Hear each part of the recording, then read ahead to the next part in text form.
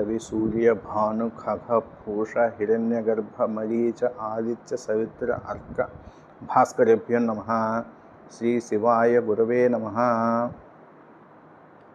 ఈరోజు ఈ వీడియోలో మనం కుంభరాశి వారికి శ్రీ పరాభవనామ సంవత్సరంలో ఫలితాలు ఎలా ఉన్నాయి అనేటటువంటిది అంచనా వేసే ప్రయత్నం చేద్దాం. కుంభరాశి అంటే ధనిష్ట 3-4 పాదాలు, శతభిషము, పూర్వభాద్ర 1-2-3 పాదాలు ఈ కుంభరాశిలోకి చెందుతాయి. ఈ జన్మ నక్షత్రం వారు కుంభరాశికి చెందుతారు. ఈ జన్మ నక్షత్రం తెలియని వారైతే కనుక నామ నక్షత్రం అంటే పేరులో ఉన్నటువంటి మొదటి అక్షరంతో వారి రాశిని గమనించండి. ఈ పేరులో మొదటి అక్షరం గమనించండి. గు, గే, గో, సా, సి, సు, సే, సో, దా. ఇవి ఈ పేర్లో ఉన్నటువంటి మొదటి అక్షరాలు. ఇంక ఈ రాశి వారికి ఈ సంవత్సరం ఆదాయం 2, వ్యయం 8, రాజపూజ్యం 4, అవమానం 2గా ఉన్నాయి. వీరికి గ్రహ సంచారాన్ని మనం అంచనా వేస్తే గురువు జూన్ 1 తారీఖు వరకు 5వ ఇంట లోహమూర్తి. ఎన్ని ప్రయత్నాలు చేసినప్పటికీ కూడా కార్యానుకూలత కొంచెం తక్కువగా ఉంటుంది. తరువాత అక్టోబర్ 30 వరకు 6వ ఇంట సువర్ణమూర్తి, లాభము, సంతోషము, సౌఖ్యము ఇవన్నీ వృద్ధి చెందుతాయి. ఆ తర్వాత జనవరి 24వ తారీఖు 2027 వరకు 7వ ఇంట రజతమూర్తి. ప్రయత్నములు ఎక్కువ, ఫలితములు తక్కువగా ఉంటాయి. తరువాత అంటే జనవరి 24, 2027 తరువాత సంవత్సరాంతం వరకు కూడాను 6వ ఇంట తామరమూర్తి. అన్ని రంగాల్లో కూడా వీళ్ళకి శత్రు బాధలు ఎక్కువగా ఉండేటటువంటి అవకాశం ఉంది. జాగ్రత్త పడండి. ఇంకా శని సంవత్సరం అంతా కూడా గత సంవత్సరంలాగే 2వ ఇంట రజతమూర్తి. మంచి చెడులు మిశ్రమంగా ఉంటాయి. ఆర్థిక ఇబ్బందులు మాత్రం కొంతవరకు సర్దుకుంటాయి. ఇంకా రాహువు డిసెంబర్ 5, 2026 వరకు 1వ ఇంట లోహమూర్తి. చికాకులు, ధననష్టం కలుగుతూ ఉంటుంది. తరువాత అంటే డిసెంబర్ 5, 2026 తరువాత 12వ ఇంట రజతమూర్తి. అంతటా కూడా శ్రమతో కూడినటువంటి విజయం లభిస్తూ ఉంటుంది. ఇంకా కేతువు డిసెంబర్ 5, 2026 వరకు 7వ ఇంట లోహమూర్తి. కుటుంబంలో చికాకులు, అనారోగ్యాలు, అప్కీర్తి పెరగడం లాంటివి ఉంటాయి. తరువాత సంవత్సరం చివరాఖరి వరకు కూడాను 6వ ఇంట రజతమూర్తి. ఇంకా కొంత అనుకూలత మాత్రం గతంలో కంటే బాగుంటుంది. ఈ రాశివారు నిత్యము సూర్యారాధన చేయటం వలన ఈ గ్రహ బాధలు తొలగి శుభ ఫలితాలను పొందగలుగుతారు. ఇంకా మాసం మనం ఇది ప్రయత్నాలను అంచనా వేస్తే చైత్ర మాసంలో సామాన్యంగా ఉంది. కొన్ని అనేక రకాలుగా చికాకులు వచ్చే అవకాశం ఉంది.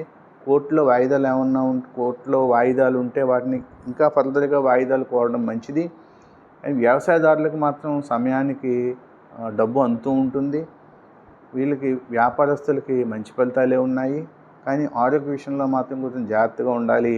వస్త్ర వ్యాపారులకు రాబడి, ఖర్చు 2 ఎక్కువగా ఉంటాయి. భాగస్వాములతోనూ భార్యతోనూ మాట పట్టింపులు రావచ్చు. జాగ్రత్తగా ఉండండి.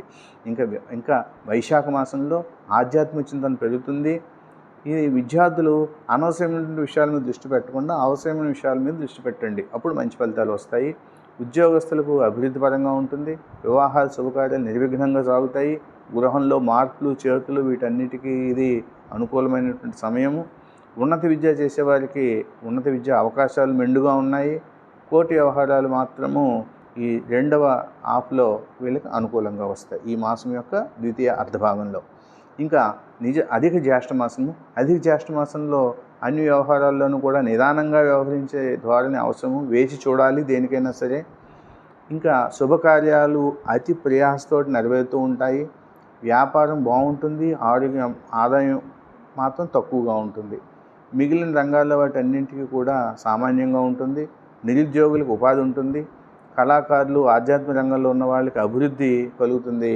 కోర్టు వ్యవహారాల్లో రాజీ పడడమే ఉత్తమం. ఇంకా జ్యేష్ఠ మాసం వచ్చేవరకు ఇంకా అయిన వారి దగ్గర నుంచి శుభవార్త కానీ శుభలేఖ కానీ రావచ్చు. ఆకస్మిక ధనలాభం ఉంది. మంచి అభివృద్ధి, గుర్తింపు కలుగుతుంది. ఎవరైనా విదేశీ యానానికి ప్రయాణం చేయడానికి ప్రయత్నాలు చేస్తూ ఉంటే వాళ్ళకి ఈ టైంలో సానుకూలం అవుతుంది.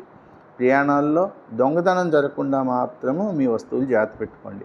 ఇంకా ఆషాఢ మాసంలో ఈ శుభాలు 2 కూడా మిశ్రమంగా ఉంటాయి. స్నేహితులతో సహాయ సహకారాలు తీసుకోండి అవసరాన్ని బట్టి. కుటుంబ సభ్యుల మధ్య ఏకీభావం ఉంటుంది. కాంట్రాక్ట్ పనుల్లో లాభాలు వస్తాయి, భూమి కొనడము, పదవీ లాభం ఇటువంటివి వస్తాయి. కానీ సెకండ్ హాఫ్లో కొన్ని చిరాకులు వచ్చే అవకాశం ఉంది, ధన నష్టాలు వచ్చే అవకాశం ఉంది, వ్యాపారాలకు నష్టం వచ్చే ఉంది, శరీరానికి ఇబ్బంది వచ్చేది ఉంది. కొంచెం జాగ్రత్త పడండి. ఇంకా శ్రావణ మాసంలో శుభకార్యాలకు ఏమన్నా పునాది వేసుకుంటూ ఉంటే కనుక అవి చక్కగా సాగుతాయి. వాహన సౌఖ్యము, సంఘంలో పేరు, వ్యాపారంలో సంతృప్తి ఇవన్నీ కలుగుతాయి. గృహంలో శుభకార్యాలు, తీర్థయాత్రలు సిద్ధిస్తాయి. రెండో హాఫ్లో ద్వితీయార్థంలో భాగస్వాములతో కలహము, ధన నష్టము, ఆకస్మిక ప్రయాణాలు వచ్చే అవకాశం ఉంది. కొంచెం జాగ్రత్త వహించండి. ఆరోగ్యం మీద శ్రద్ధ పెట్టండి. ఇంకా భాద్రపద మాసం భార్యాభర్తలు అవగాహన, తీర్థయాత్రలు చేయటము, స్త్రీ మూలకంగా ధనం రావటము, రుణాల నుంచి విముక్తి కలగడము, నూతన వస్త్ర ఆభరణాలు కొనుక్కోవటము, రాజకీయ నాయకులకు మంచి పదవీ యోగము, పాత భూ వివాదాలు ఏమన్నా ఉంటే అవన్నీ తొలగిపోవటము, పరిష్కారం అవ్వటము, ఉద్యోగాలకు రాణింపు, నెక్స్ట్ సంతానానికి అభివృద్ధి, శత్రువులపై విజయము, స్త్రీ సౌఖ్యము, దాన ధర్మాలు చేయటము, ఇవన్నీ మాతృవంశ అభివృద్ధి, ఇవన్నీ కూడా మీకు భాద్రపద మాసంలో కనిపిస్తూ ఉన్నాయి. ఇంకా ఆశ్వీజ మాసానికి వచ్చేసరికి వివాహాల శుభకార్యాలు మీరు ఏమన్నా తలపెట్టే ఉంటే కొంచెం ఆటంకాలు వచ్చేటట్లున్నాయి. అది కొంచెం జాగ్రత్త పడండి. గృహ నిర్మాణంలో కూడా కొంచెం ప్రతిష్టంభనలు రావచ్చు. చేస్తున్న పని ఆపాల్సిన పరిస్థితి అది రావచ్చు. మీకు అవసరమైనటువంటి సూచన సలహాలు తీసుకుని వాటిని చేసుకోవటం వల్ల మీరు ఉపశమనాన్ని పొందగలుగుతారు. అయితే ద్వితీయార్థంలో సెకండ్ హాఫ్లో విదేశీ ప్రయాణాలు, కాంట్రాక్ట్ పనుల వలన లాభము, పదవీ లాభము ఇటువంటివి వస్తాయి. గృహ సంబంధ ప్రయత్నాలు ఏమన్నా ఉంటే ఫలిస్తాయి. ఆకస్మికంగా ధనలాభం కూడా వచ్చేది ఉంది, అవకాశం ఉంది.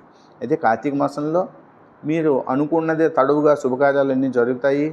ఏ పని మొదలుపెట్టినా సరే మీరు సత్ఫలితాన్ని పొందగలుగుతారు. ఆర్థిక అభివృద్ధి గతంలో కంటే ఈ మాసంలో చాలా బాగుంటుంది.